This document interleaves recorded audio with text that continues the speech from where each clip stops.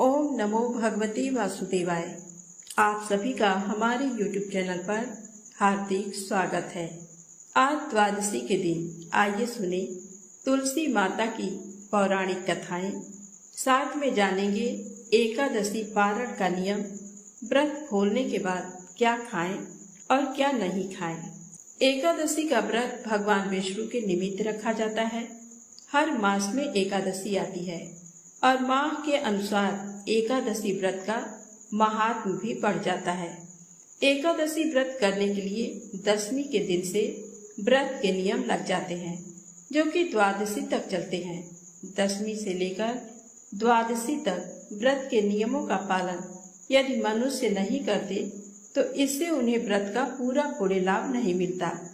ऐसे में हर किसी को ये जानना चाहिए कि व्रत के अगले दिन पारण करते हुए कौन सी गलती ना करें। एकादशी पर नियम और संयम के साथ व्रत रखकर भगवान विष्णु की उपासना करने के बाद द्वादशी तिथि पर पारण में खास चीजों का ही सेवन करने का विधान है। भगवान विष्णु को तुलसी बेहद प्रिय है और उनकी पूजा में यदि तुलसी ना हो तो वह पूजा या भोग भगवान विष्णु ग्रहण नहीं करते। इसलिए भगवान विष्णु के किसी भी व्रत में तुलसी का प्रयोग अवश्य करें और एकादशी व्रत के पारण के लिए भी आप तुलसी पत्र को अपने मुख में डालकर पारण कर सकते हैं। आंवले के पेड़ पर भगवान विष्णु का वास होता है, इसलिए आंवले का भी विशेष महत्व होता है। एकादशी व्रत का पारण आंवला खाकर करने से अखंड सौभाग्य, आरोग्य और संतान सुख की प्राप्ति होती है। एकादशी व्रत के पारण पर चावल जरूर खाना चाहिए। एकादशी व्रत के दिन चावल खाना मना होता है, लेकिन द्वादशी के दिन चावल खाना उत्तम माना जाता है। मान्यता है कि इस दिन चावल खाने से प्राणी रेंगने वाले जीव की योनि में जन्म पाता है, लेकिन द्वादशी को चावल खाकर व्रत का पारण करने से इस योनि से मुक्ति भी मिल जाती है। सेम को कफ और पित्त नाशक माना गया है और व्रत पारण के लिहाज से भी ये उत्तम माना गया है। ऐसे में सेम धार्मिक और स्वास्थ्य के हिसाब से बेहतर पारण भोज्य माना गया है। व्रत पारण में जो भी भोजन पकाया जाता है उसमें घी का प्रयोग करना चाहिए। गाय के शुद्ध घी से ही व्रत के पारण का भोजन बनना चाहिए। घी को सबसे शुद्ध पदार्थ माना गया है और ये सेहत के लिए भी अच्छा होता है। पारण करते समय कुछ चीजों का प्रयोग भोजन में भूल कर भी नहीं करना चाहिए। मूली, बैगन, साग, मसूर दाल, लहसुन, प्याज आदि का पारण में प्रयोग निषेध है। बैगन पित्त दोष को बढ़ाता है और वहीं मसूर की दाल को अशुद्ध माना गया है। मूली की तासीर ठंडी होती है, इसलिए ये व्रत के ठीक बाद सेहत के लिए सही नहीं होता। लहसुन प्याज तामसिक भोजन होता है, इसलिए इसका प्रयोग भी वर्जित माना जाता है। अब आइए सुने द्वादशी पारण से जुड़ी पौराणिक कथाएं। इन कथाओं को श्रद्धा भक्ति के साथ पूरा अवश्य सुनिएगा। इन कथाओं को सुनने से भगवान श्री हरि विष्णु, माता लक्ष्मी की कृपा अवश्य प्राप्त होती है। तो आइए सुने विट्ठल भगवान के बहुत बड़े भगत संत नामदेव जी की कथा। श्री नामदेव जी महाराष्ट्र के एक सुप्रसिद्ध संत थे।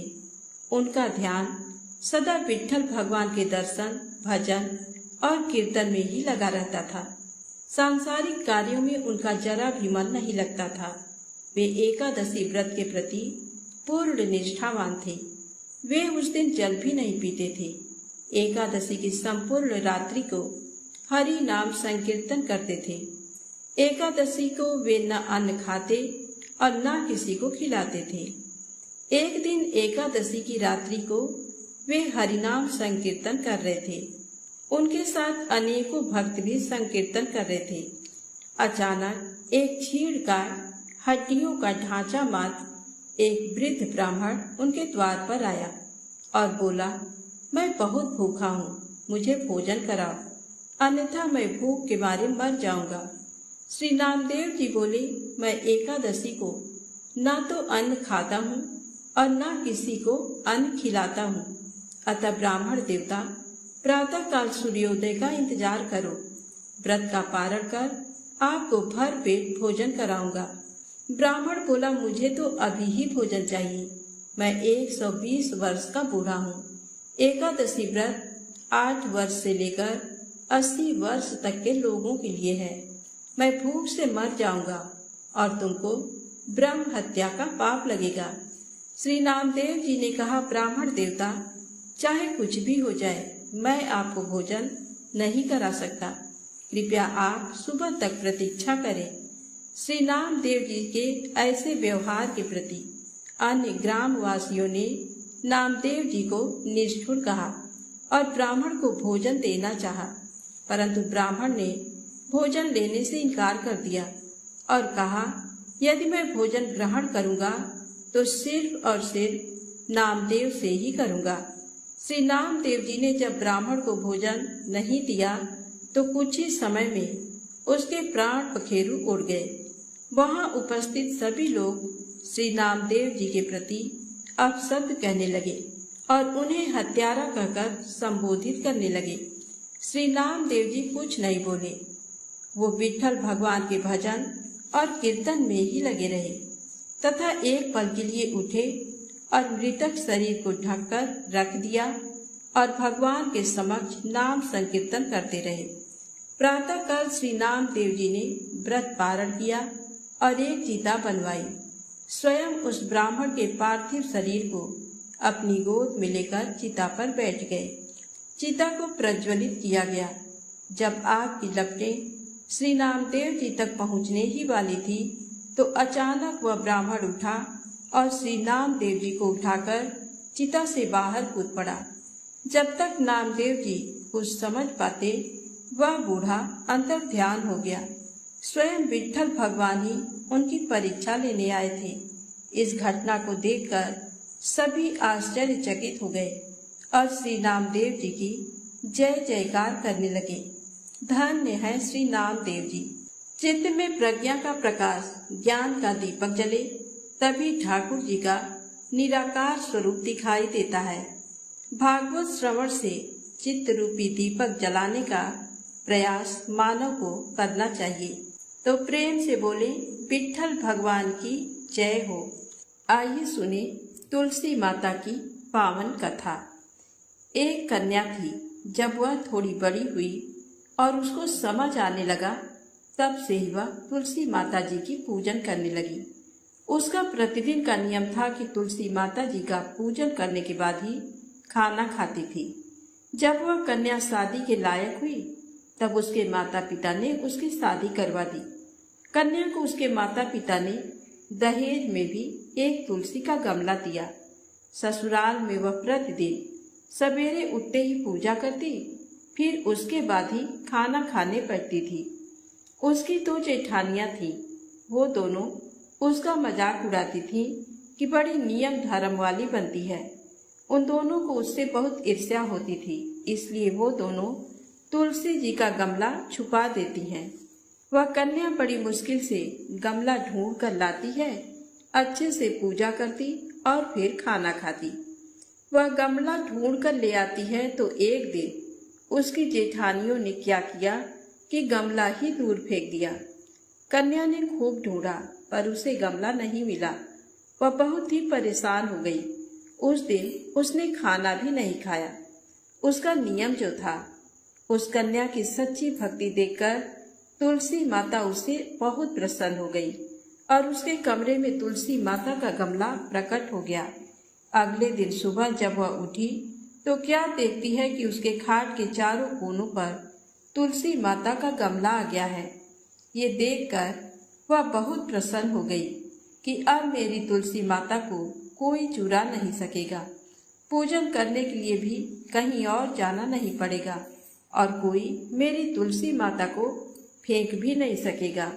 वह तो जल्दी से उठकर स्नान करती है और तुलसी माता की पूजन कर लेती है।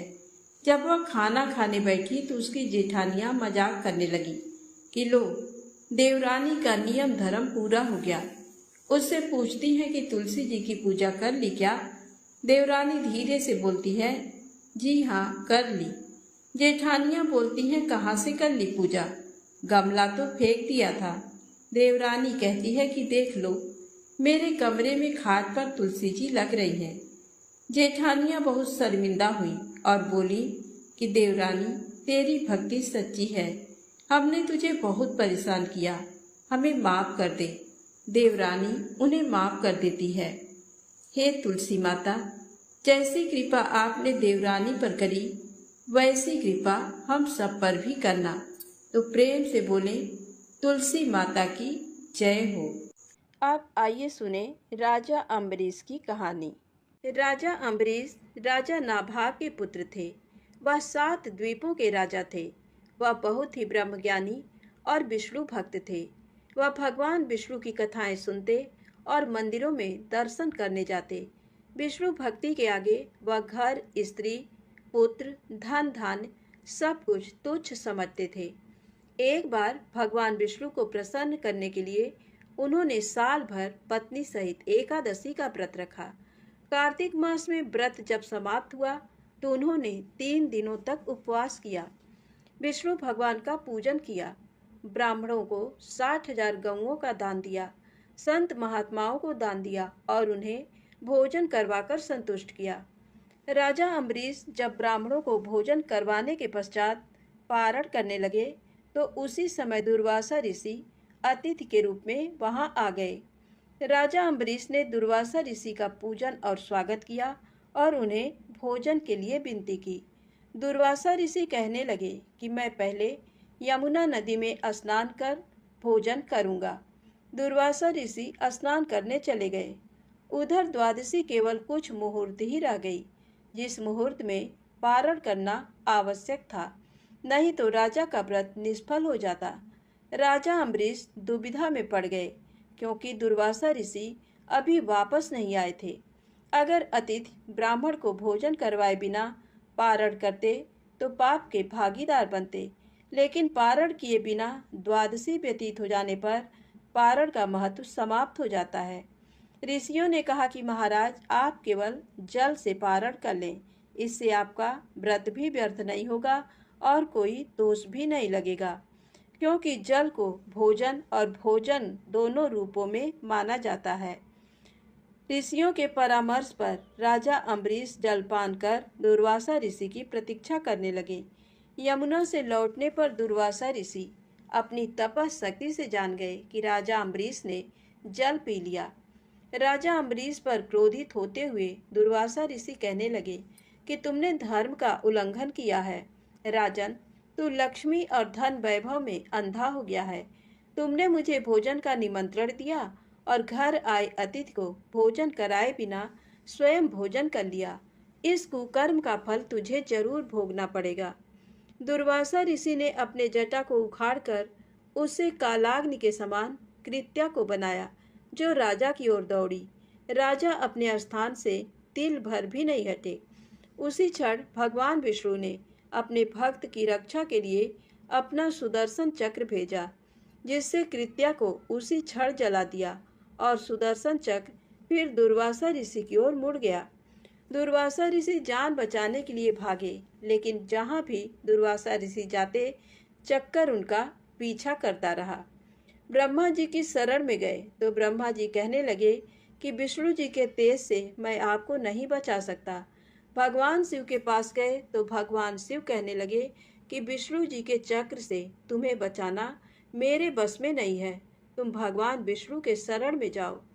दुर्वासा ऋषि बैकुंठ धाम में गए। भगवान विष्णु के चरणों में वंदना कर कहने लगे कि हे साधुओं पर कृपा करने वाले प्रभु, मुझ अपराधी की रक्षा करें। मैंने आपके प्रिय भक्त को कष्ट पहुंचाया है, इसके लिए मुझे क्षमा करें। भगवान, मेरी रक्षा करें। भगवान विष्णु कहने लगे, तुमने वास्तविकता जानते हुए भी मेरे भक्त को कष्ट पहुंचाया है। मेरे भक्त मुझे बहुत प्रिय हैं। तुम्हारी रक्षा का एक ही उपाय है, तुम राजा अम्बरीश से क्षमा मांगो। यदि वह तुम्हें क्षमा कर दे तो समझो तुम्हारी रक्षा हो गई। वह बहुत दयालु हैं और धार्मिक राजा हैं, वह तुम्हें जरूर क्षमा कर देंगे। दुर्वासा ऋषि राजा अम्बरीश के पास पहुंचकर उनसे क्षमा मांगने लगे। आपके अपमान के कारण भगवान विष्णु का सुदर्शन चक्र मुझे जला रहा है। राजा अम्बरीश जी के पैरों में गिर गए। उन्हें दुख में देखकर राजा अम्बरीश को बहुत दुख हुआ। भगवान विष्णु के सुदर्शन चक्र को शांत करने के लिए राजा अम्बरीश ने स्तुति की। स्तुति सुनकर सुदर्शन चक्र शांत हो गए और वापस लौट गए। दुर्वासा ऋषि भी सुदर्शन चक्र के ताप से मुक्त होकर सुखी हो गए। दुर्वासा ऋषि ने राजा को आशीर्वाद दिया और कहने लगे, आप धर्मात्मा और दयालु हैं। आपने मेरी दुष्टता को भुलाकर मेरी रक्षा की। दुर्वासा ऋषि को सुदर्शन चक्र के भय से मुक्ति में 1 वर्ष व्यतीत हो गया, लेकिन राजा अम्बरीश दुर्वासा ऋषि की प्रतीक्षा में 1 वर्ष तक केवल जल ही पीकर रहे। सुदर्शन चक्र से मुक्ति के पश्चात उन्होंने दुर्वासा ऋषि को भोजन करवाकर तृप्त किया और दुर्वासा ऋषि की आज्ञा के बाद उन्होंने फिर भोजन किया। उसके पश्चात दुर्वासा ऋषि अपने लोक चले गए। राजा भक्ति के साथ राज्य करने लगे। राजा अम्बरीश के इस प्रसंग को सुनने पढ़ने से भगवान विष्णु की कृपा प्राप्त होती है। प्रेम से बोले विष्णु भगवान की जय हो। अब आइए सुने भगवान सालग्राम की कृपा की कहानी। केरल में एक सुधार्मिक नामक राजा था। उसी के पुत्र भक्त चंद्रहास जी हुए। जन्म के थोड़े दिन बाद ही इनके पिता संग्राम में वीर गति को प्राप्त हो गए और माता सती हो गईं। शासन शत्रुओं के हाथ में चला गया। तब धाय माँ चंद्रहास को लेकर कुंतलपुर चली गईं और वहाँ के मंत्री धृष्ट बुद्धि के यहाँ रहने लगी तथा चंद्रहास को अपना बालक बताकर उसका पालन पोषण करने लगी। चंद्रहास अभी 5 ही वर्ष के हुए थे कि धाय माँ का भी स्वर्गवास हो गया। अब वे अनाथ हो गए। चंद्रहास अपने समान अवस्था वाले बालकों के साथ भक्ति रसवर्धक खेल खेला करते थे। एक दिन कृपालु श्री नारद जी ने आकर दर्शन दिया और 1 सालग्राम की छोटी सी मूर्ति समेत भगवान नाम का उपदेश दिया। चंद्रहास जी नित्य उसकी पूजा करके उसे मुख में रख लेते थे। एक दिन धृष्ट बुद्धि के यहाँ ब्राह्मण भोज हुआ। संयोगवश चंद्रहास जी वहीं खेल रहे थे जहाँ ब्राह्मणों में प्रधान विद्वान बैठे थे। उस समय धृष्ट बुद्धि ने वहाँ आकर पूछा कि मेरी कन्या का कैसा भाग्य है, इसे कैसा पति प्राप्त होगा। तब वे सब चंद्रहास की ओर संकेत करके बोल उठे कि यही तेरी कन्या का पति होना चाहिए। दासी पुत्र मेरी कन्या का पति होगा, ये जानकर वह लज्जा से घुल गया। धृष्ट बुद्धि बड़े सोच विचार में पड़ गया कि यदि ऐसा हुआ तो मेरी बड़ी अपकीर्ति होगी। इसलिए अब यही विचार ठीक है कि इस लड़के को मरवा डाला जाए। ऐसा निश्चय करके उसने बधिकों को बुलाकर कहा कि इसे मार डालो।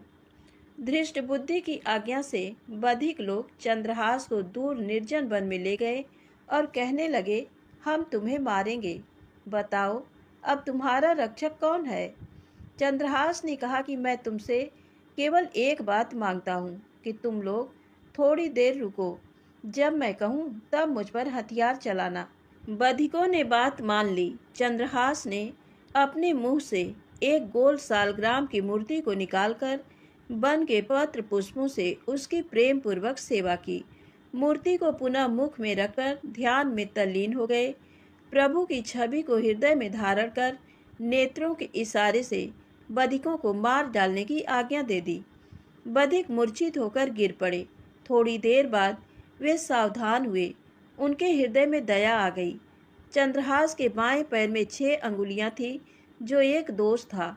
बधिकों ने 6ठी अंगुली धृष्ट बुद्धि को दिखाने के लिए काट ली, जो कि अच्छा ही हुआ। बधिकों ने जाकर कटी अंगुली धृष्ट बुद्धि को दिखाकर कहा कि हमने उसे मार डाला। उसने भी अंगुली पहचानकर उनकी बात को सत्य मान लिया।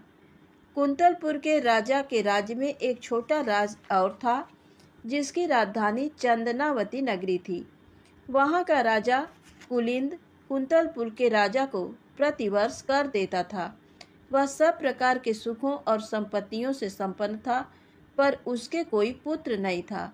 वह उसी जंगल से होकर निकला और उस चंद्रहास को देखकर अति प्रसन्न हुआ, क्योंकि जिस पक्षी की छाया पड़ने से मनुष्य चक्रवर्ती सम्राट हो जाता है, उसी पक्षी ने अपने पक्ष से छाया कर रखी थी और हिरनियाँ चारों ओर से उसे घेरे खड़ी थी। चंदनावती के राजा कुलिंद ने निसंकोच दौड़कर बालक को गोद में उठा लिया और घर लाकर पुत्र जन्म के समान आनंद मंगल मनाया। कुछ दिनों के बीत जाने के बाद राजा ने सोच विचार करके चंद्रहास को राज सिंहासन पर बैठाकर उसका राज तिलक कर दिया। चंद्रहास ने राज्य पाकर अपने राज्य में भक्ति भाव का बड़ा भारी प्रचार प्रसार किया। तो प्रेम से बोले विष्णु भगवान की जय हो, सालग्राम भगवान की जय हो। आइए सुने तुलसी माता की अगली पौराणिक कथा। पौराणिक समय में दैत्यों का राजा दंभ हुआ करता था। वह बहुत बड़ा विष्णु भक्त था। कई सालों तक उसके यहाँ संतान नहीं होने के कारण उसने शुक्राचार्य को अपना गुरु बनाकर उनसे श्री कृष्ण मंत्र प्राप्त किया। ये मंत्र प्राप्त करके उसने पुष्कर सरोवर में घोर तपस्या की।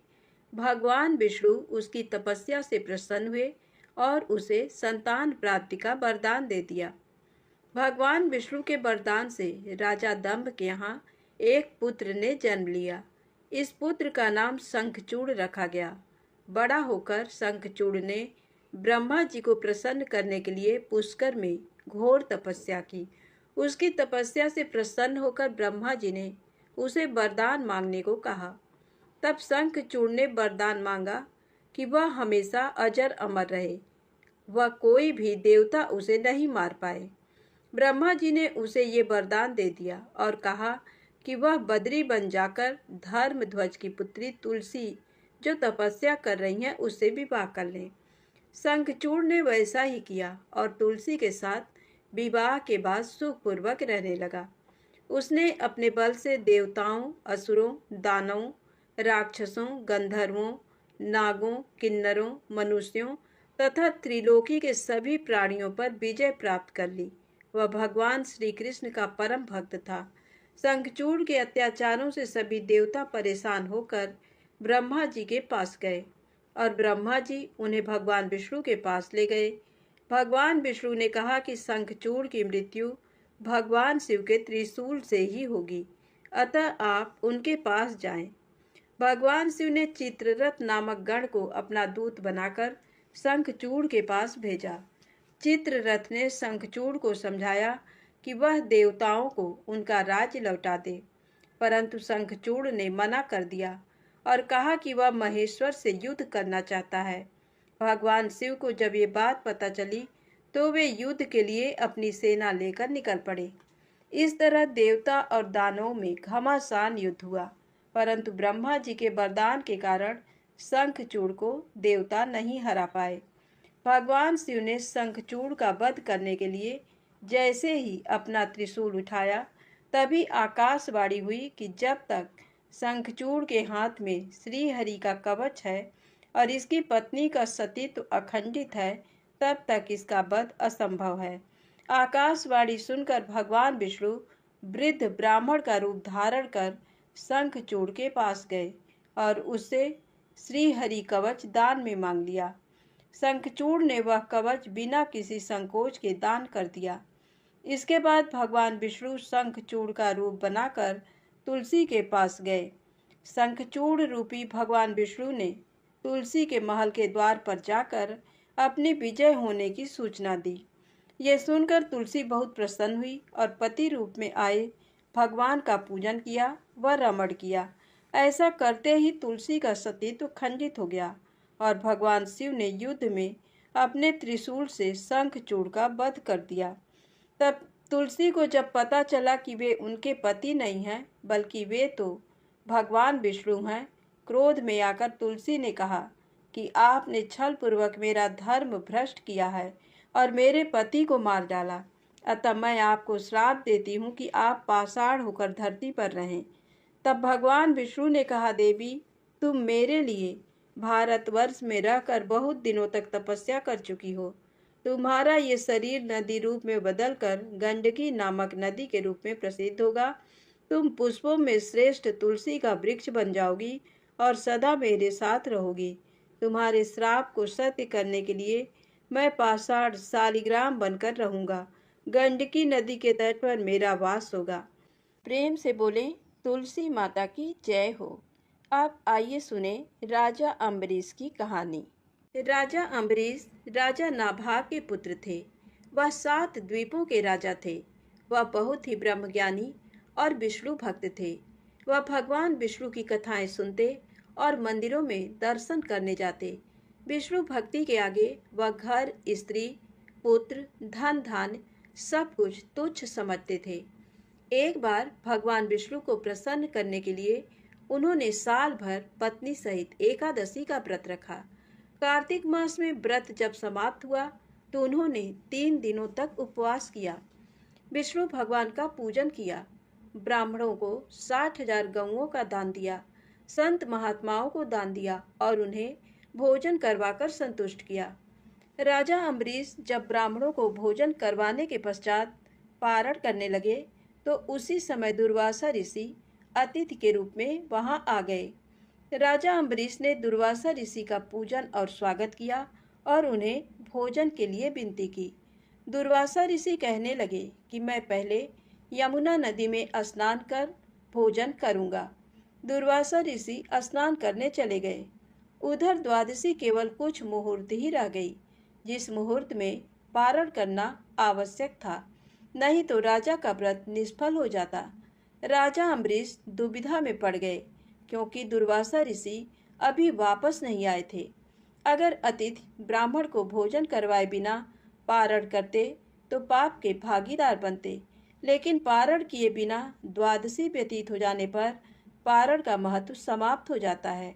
ऋषियों ने कहा कि महाराज, आप केवल जल से पारण कर लें, इससे आपका व्रत भी व्यर्थ नहीं होगा और कोई दोष भी नहीं लगेगा, क्योंकि जल को भोजन और भोजन दोनों रूपों में माना जाता है। ऋषियों के परामर्श पर राजा अम्बरीश जलपान कर दुर्वासा ऋषि की प्रतीक्षा करने लगे। यमुना से लौटने पर दुर्वासा ऋषि अपनी तपशक्ति से जान गए कि राजा अम्बरीश ने जल पी लिया। राजा अम्बरीश पर क्रोधित होते हुए दुर्वासा ऋषि कहने लगे कि तुमने धर्म का उल्लंघन किया है। राजन, तू लक्ष्मी और धन वैभव में अंधा हो गया है। तुमने मुझे भोजन का निमंत्रण दिया और घर आए अतिथि को भोजन कराए बिना स्वयं भोजन कर लिया। इस कुकर्म का फल तुझे जरूर भोगना पड़ेगा। दुर्वासा ऋषि ने अपने जटा को उखाड़कर उससे कालाग्नि के समान कृत्या को बनाया, जो राजा की ओर दौड़ी। राजा अपने स्थान से तिल भर भी नहीं हटे। उसी क्षण भगवान विष्णु ने अपने भक्त की रक्षा के लिए अपना सुदर्शन चक्र भेजा, जिससे कृत्या को उसी क्षण जला दिया और सुदर्शन चक्र फिर दुर्वासा ऋषि की ओर मुड़ गया। दुर्वासा ऋषि जान बचाने के लिए भागे, लेकिन जहाँ भी दुर्वासा ऋषि जाते चक्कर उनका पीछा करता रहा। ब्रह्मा जी की शरण में गए तो ब्रह्मा जी कहने लगे कि विष्णु जी के तेज से मैं आपको नहीं बचा सकता। भगवान शिव के पास गए तो भगवान शिव कहने लगे कि विष्णु जी के चक्र से तुम्हें बचाना मेरे बस में नहीं है, तुम भगवान विष्णु के शरण में जाओ। दुर्वासा ऋषि बैकुंठ धाम में गए। भगवान विष्णु के चरणों में वंदना कर कहने लगे कि हे साधुओं पर कृपा करने वाले प्रभु, मुझ अपराधी की रक्षा करें। मैंने आपके प्रिय भक्त को कष्ट पहुंचाया है, इसके लिए मुझे क्षमा करें। भगवान, मेरी रक्षा करें। भगवान विष्णु कहने लगे, तुमने वास्तविकता जानते हुए भी मेरे भक्त को कष्ट पहुंचाया है। मेरे भक्त मुझे बहुत प्रिय हैं। तुम्हारी रक्षा का एक ही उपाय है, तुम राजा अम्बरीश से क्षमा मांगो। यदि वह तुम्हें क्षमा कर दे तो समझो तुम्हारी रक्षा हो गई। वह बहुत दयालु हैं और धार्मिक राजा हैं, वह तुम्हें जरूर क्षमा कर देंगे। दुर्वासा ऋषि राजा अम्बरीश के पास पहुंचकर उनसे क्षमा मांगने लगे। आपके अपमान के कारण भगवान विष्णु का सुदर्शन चक्र मुझे जला रहा है। राजा अम्बरीश जी के पैरों में गिर गए। उन्हें दुख में देखकर राजा अम्बरीश को बहुत दुख हुआ। भगवान विष्णु के सुदर्शन चक्र को शांत करने के लिए राजा अम्बरीश ने स्तुति की। स्तुति सुनकर सुदर्शन चक्र शांत हो गए और वापस लौट गए। दुर्वासा ऋषि भी सुदर्शन चक्र के ताप से मुक्त होकर सुखी हो गए। दुर्वासा ऋषि ने राजा को आशीर्वाद दिया और कहने लगे, आप धर्मात्मा और दयालु हैं। आपने मेरी दुष्टता को भुलाकर मेरी रक्षा की। दुर्वासा ऋषि को सुदर्शन चक्र के भय से मुक्ति में 1 वर्ष व्यतीत हो गया, लेकिन राजा अम्बरीश दुर्वासा ऋषि की प्रतीक्षा में 1 वर्ष तक केवल जल ही पीकर रहे। सुदर्शन चक्र से मुक्ति के पश्चात उन्होंने दुर्वासा ऋषि को भोजन करवाकर तृप्त किया और दुर्वासा ऋषि की आज्ञा के बाद उन्होंने फिर भोजन किया। उसके पश्चात दुर्वासा ऋषि अपने लोक चले गए। राजा भक्ति के साथ राज्य करने लगे। राजा अम्बरीश के इस प्रसंग को सुनने पढ़ने से भगवान विष्णु की कृपा प्राप्त होती है। प्रेम से बोले विष्णु भगवान की जय हो। अब आइए सुने भगवान सालग्राम की कृपा की कहानी। केरल में एक सुधार्मिक नामक राजा था। उसी के पुत्र भक्त चंद्रहास जी हुए। जन्म के थोड़े दिन बाद ही इनके पिता संग्राम में वीर गति को प्राप्त हो गए और माता सती हो गईं। शासन शत्रुओं के हाथ में चला गया। तब धाय माँ चंद्रहास को लेकर कुंतलपुर चली गईं और वहाँ के मंत्री धृष्ट बुद्धि के यहाँ रहने लगी तथा चंद्रहास को अपना बालक बताकर उसका पालन पोषण करने लगी। चंद्रहास अभी 5 ही वर्ष के हुए थे कि धाय माँ का भी स्वर्गवास हो गया। अब वे अनाथ हो गए। चंद्रहास अपने समान अवस्था वाले बालकों के साथ भक्ति रसवर्धक खेल खेला करते थे। एक दिन कृपालु श्री नारद जी ने आकर दर्शन दिया और 1 सालग्राम की छोटी सी मूर्ति समेत भगवान नाम का उपदेश दिया। चंद्रहास जी नित्य उसकी पूजा करके उसे मुख में रख लेते थे। एक दिन धृष्ट बुद्धि के यहाँ ब्राह्मण भोज हुआ। संयोगवश चंद्रहास जी वहीं खेल रहे थे जहाँ ब्राह्मणों में प्रधान विद्वान बैठे थे। उस समय धृष्ट बुद्धि ने वहाँ आकर पूछा कि मेरी कन्या का कैसा भाग्य है, इसे कैसा पति प्राप्त होगा। तब वे सब चंद्रहास की ओर संकेत करके बोल उठे कि यही तेरी कन्या का पति होना चाहिए। दासी पुत्र मेरी कन्या का पति होगा, ये जानकर वह लज्जा से घुल गया। धृष्ट बुद्धि बड़े सोच विचार में पड़ गया कि यदि ऐसा हुआ तो मेरी बड़ी अपकीर्ति होगी। इसलिए अब यही विचार ठीक है कि इस लड़के को मरवा डाला जाए। ऐसा निश्चय करके उसने बधिकों को बुलाकर कहा कि इसे मार डालो। धृष्ट बुद्धि की आज्ञा से बधिक लोग चंद्रहास को दूर निर्जन वन में ले गए और कहने लगे, हम तुम्हें मारेंगे, बताओ अब तुम्हारा रक्षक कौन है। चंद्रहास ने कहा कि मैं तुमसे केवल एक बात मांगता हूँ कि तुम लोग थोड़ी देर रुको, जब मैं कहूँ तब मुझ पर हथियार चलाना। बधिकों ने बात मान ली। चंद्रहास ने अपने मुंह से एक गोल सालग्राम की मूर्ति को निकालकर वन के पत्र पुष्पों से उसकी प्रेम पूर्वक सेवा की। मूर्ति को पुनः मुख में रखकर ध्यान में तल्लीन हो गए। प्रभु की छवि को हृदय में धारण कर नेत्रों के इशारे से बधिकों को मार डालने की आज्ञा दे दी। बधिक मूर्छित होकर गिर पड़े। थोड़ी देर बाद वे सावधान हुए। उनके हृदय में दया आ गई। चंद्रहास के बाएं पैर में 6 अंगुलियां थीं, जो एक दोष था। बधिकों ने 6ठी अंगुली धृष्ट बुद्धि को दिखाने के लिए काट ली, जो कि अच्छा ही हुआ। बधिकों ने जाकर कटी अंगुली धृष्ट बुद्धि को दिखाकर कहा कि हमने उसे मार डाला। उसने भी अंगुली पहचानकर उनकी बात को सत्य मान लिया।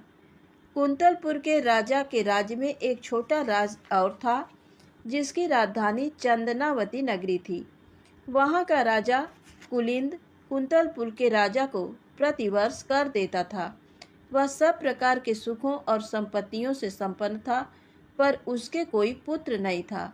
वह उसी जंगल से होकर निकला और उस चंद्रहास को देखकर अति प्रसन्न हुआ, क्योंकि जिस पक्षी की छाया पड़ने से मनुष्य चक्रवर्ती सम्राट हो जाता है, उसी पक्षी ने अपने पक्ष से छाया कर रखी थी और हिरनियाँ चारों ओर से उसे घेरे खड़ी थी।